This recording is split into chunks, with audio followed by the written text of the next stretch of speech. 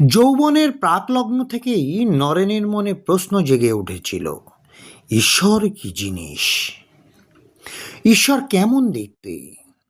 তাই তিনি সন্ন্যাসী, ফকির, দার্শনিক, ধর্মপ্রচারক যাকেই পেতেন তাকেই প্রশ্ন করতেন, আপনি কি ঈশ্বর দেখেছেন? সবাই উত্তর দিতে না পেরে মুখ ফিরিয়ে নিত।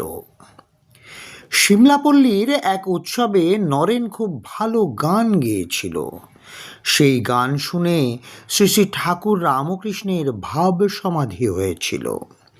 চলে যাওয়ার সময় শ্রী শ্রী ঠাকুর নরেনকে বলে গিয়েছিলেন, সময় পেলে দক্ষিণেশ্বরে যাস।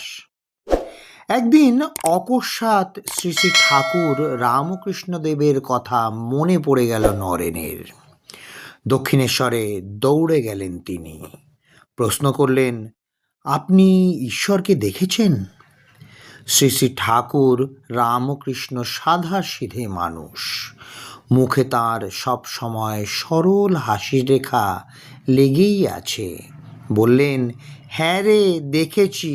এই যেমন তোকে দেখছি, তেমনি ঈশ্বরকেও সামনে থেকে দেখেছি। তোকেও দেখাতে পারি, তুই যদি আমার কথা শুনিস। ছোটবেলা থেকেই নরেন্দ্রনাথ যুক্তিবাদী ছেলে। তিনি সহজে মেনে নেবেন কেন পাগল সন্ন্যাসীর কথা? তিনি প্রায় 6 বছর ধরে নানাভাবে শ্রী শ্রী ঠাকুরকে পরীক্ষা করলেন।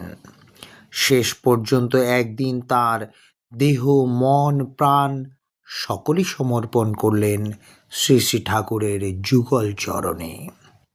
শ্রী শ্রী ঠাকুরও দুহাত তুলে আশীর্বাদ করলেন।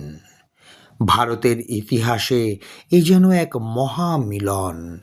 শ্রী শ্রী ঠাকুর রামকৃষ্ণের কাছে মস্তক নত করে নরেন্দ্রনাথ সত্যি সত্যি ঈশ্বরের দর্শন লাভ করলেন। তাই তো তিনি গেয়ে উঠলেন, ব্রহ্ম হতে কীট পরমাণু, সর্বভূতে সেই প্রেমময়, মন প্রাণ শরীর অর্পণ কর সখে, এ সবার পায়। বহুরূপে সম্মুখে তোমার, ছাড়ি কোথা খুঁজিছ ঈশ্বর?